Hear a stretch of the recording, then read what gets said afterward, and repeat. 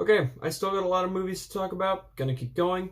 I saw a documentary called Time by Garrett Bradley. Garrett Bradley has made quite a few short films in the past, and I haven't really seen any of them. All I knew about this documentary is that it was filmed over the course of 20 years, and that alone intrigued me. It focuses on a woman who's trying to keep her family together while also trying to fight for her husband who's facing a 60-year prison sentence. What really carried this documentary was the raw emotion behind it. It's an incredibly tough story that comes from a clear place of passion that I wish other documentaries had. Also, being a story that takes place over 20 years, it's very impressive that they managed to tell it so comprehensively. It's not even that long at 80 minutes, but that alone is actually kind of an issue. Given the amount of time the story covers and how long the documentary is, it feels a lot like a basic summary of the events rather than an intimate telling of the story itself.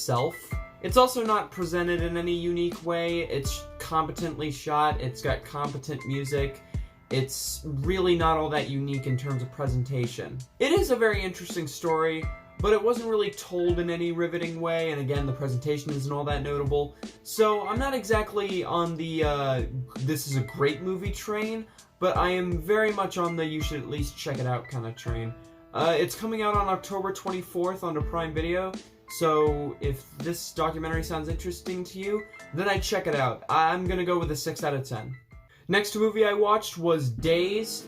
Out of all the films at the festival so far that I've seen, this one is probably the most patient. This film is much more about absorbing you into the characters and the atmosphere, rather than constantly engaging you in the story. This film is actually very light on story. The actors brought a ton of character to their performances in terms of body language and mannerisms. The differences in the characters were also interesting to discover as the film went on. The cinematography is beautiful and there are a ton of great shots. It's a very intimate film tackling themes of loneliness, desperation, intimacy, and even eroticism.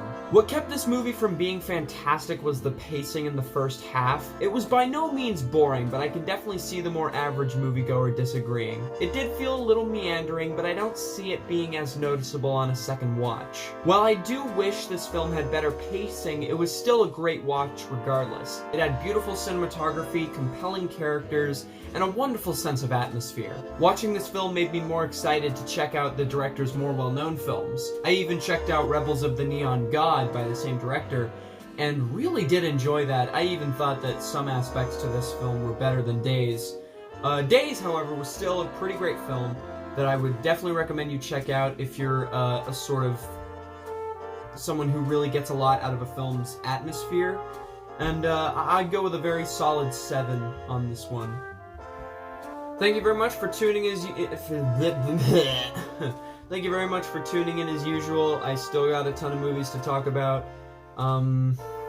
Yeah, and again, I still got a bunch of movies to see. I'm not even halfway, so anyway, just again, I'm just gonna keep doing these videos once every day or every couple days. Yeah, thank you very much for tuning in again as usual, and see you guys later. I'm Sank the Critic. I'm going offline for now.